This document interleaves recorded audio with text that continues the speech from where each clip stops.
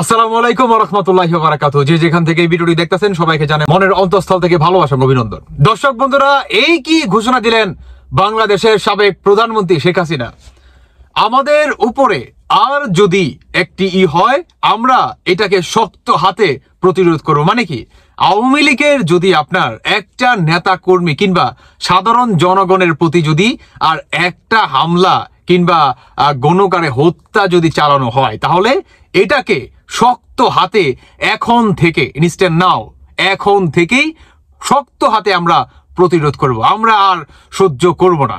যদি আমাদের লাস্ট একটা স্টেজেও আমাদের পৌঁছাইতে হয়, আমরা সেই স্টেপেও আমরা যেতে রাজি আছি। আসুন একটা বক্তব্য শুনে আসি, তারপরে বাকি কথা বলছি। আজকে আমাদের মাননীয় প্রধানমন্ত্রী গতকালকে জার্মানিতে বক্তব্য দিয়েছেন এবং মাননীয় প্রধানমন্ত্রী সেই বক্তব্য বলেছেন যে আর নয় প্রতিবাদ, এবার হবে প্রতিরোধ। এখন আমাদের প্রতিবাদের সময় এসেছে। মাননীয় প্রধানমন্ত্রী বঙ্গবন্ধু কন্যা শেখ হাসিনা প্রতিরোধের ডাক দিয়েছেন। তাই আমি বলবো সারা বাংলাদেশের আমাদের তৃণমূলের সকল নেতৃবৃন্দদেরকে বলবো, বাংলাদেশ আওয়ামী লীগ, যুবলীগ, কৃষক লীগ, স্বেচ্ছাসেবক লীগ, শ্রমিক লীগ, মহিলা লীগ, যুব মহিলা লীগ সহ ছাত্র জনতা আপামার বঙ্গবন্ধুর যত সৈনিকদের কাছে সবাইকে আহ্বান করব যে আপনারা সবাই প্রস্তুতি নিন, সবাই প্রতিরোধ গড়ে তুলুন। এখন আমাদের প্রতিবাদ অনেক প্রতিবাদ হয়েছে, আর প্রতিবাদের সময় নেই। আমাদের ছাত্রলীগের নেতা ও কর্মীদেরকে এবং আওয়ামী লীগ সহ অঙ্গ সংগঠন এবং সহযোগী সংগঠনের নেতৃবৃন্দদেরকে বিভিন্নভাবে বাংলাদেশে হয়রানি করা হচ্ছে, নির্যাতন করা হচ্ছে, চাঁদাবাজি করা হচ্ছে, জেলে নেওয়া হচ্ছে, মামলা দেওয়া হচ্ছে। তাই এই মামলা আর সহ্য করা হবে না।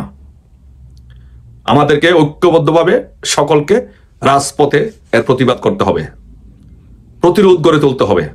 একটি কথা মনে রাখবেন যে বাংলাদেশ আওয়ামী লীগ যখন ঐক্যবদ্ধ হয় তখন সকল অপশক্তির পরাজিত হয়।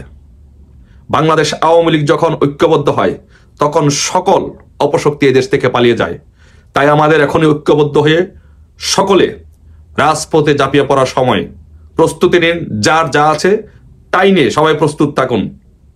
মাননীয় প্রধানমন্ত্রী বঙ্গবন্ধু কন্যা যখনই ডাক দিবে তখনই আমাদেরকে ঐক্যবদ্ধভাবে এই পরাজিত শক্তিকে, ৭১-এর পরাজিত শক্তিদের, হায়নাদেরকে পরাস্ত করতে হবে। এই বাংলাদেশকে আমাদের উদ্ধার করতে হবে। আমাদের বাংলাদেশে এক সুৎখুর মহাজন এনুস ৭১-এর পরাজিত শক্তিদেরকে নিয়ে আমাদের উপরে জগদ্দল পাথরের মতো চেপে বসেছে। তাই আমাদের বাংলাদেশকে আমাদের রক্ষা করতে হবে। মনে রাখবেন একটি কথা আমি বারবার বলি, যে সবাই যখন ঐক্যবদ্ধভাবে মরতে যাব তখন সবাই বেঁচে যাব, আর যখন একজন একজন করে বাঁচতে চাবো তখন কেউ বাঁচবো না, সবাই মরবো। তাই আমাদেরকে সবাইকে ঐক্যবদ্ধভাবে মরার জন্য প্রস্তুতি নিতে হবে। এই আধার কেটে যাবে ইনশাল্লাহ।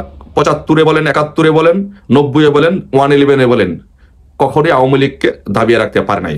আওয়ামী লীগের বিরুদ্ধে বহু ষড়যন্ত্র হয়েছে, নেত্রীর বিরুদ্ধে বহু ষড়যন্ত্র হয়েছে, কেউ আমাদেরকে পরাস্ত করে রাখতে পারে নাই।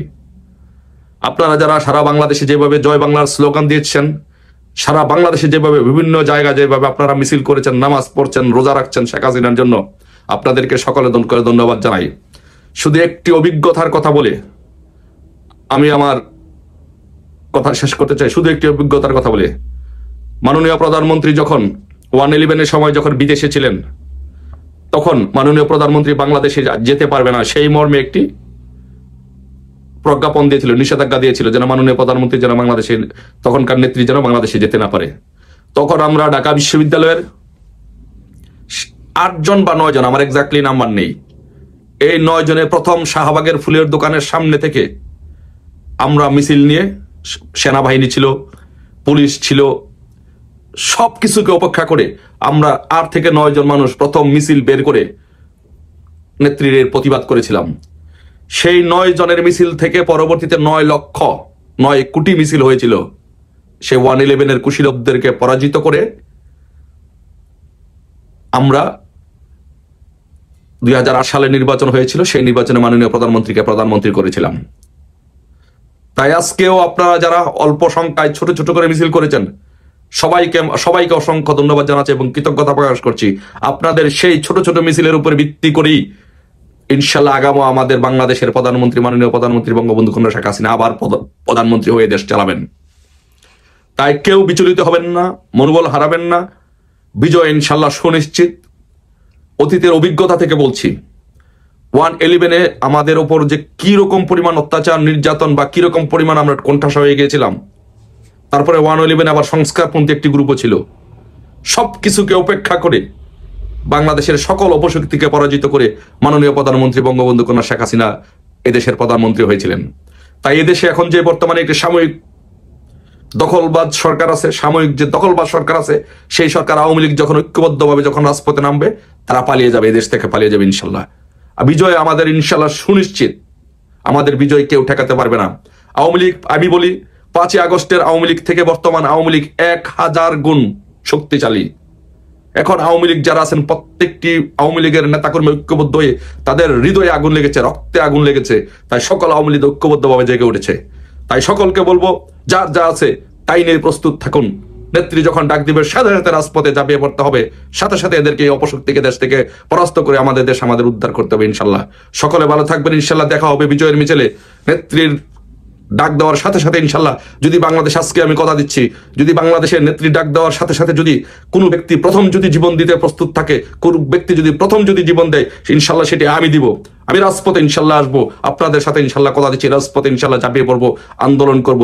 এই ইউনুসকে ইনশাল্লাহ বাংলাদেশের মাটিতে আপনাদের সাথে থেকে পরাজিত করে, পরাস্ত করে ইনশাল্লাহ মাননীয় প্রধানমন্ত্রী বঙ্গবন্ধু কন্যা শেখ হাসিনাকে ইনশাল্লাহ আবারও প্রধানমন্ত্রী করব। আচ্ছা শুনেন, আর দেখতে হবে না।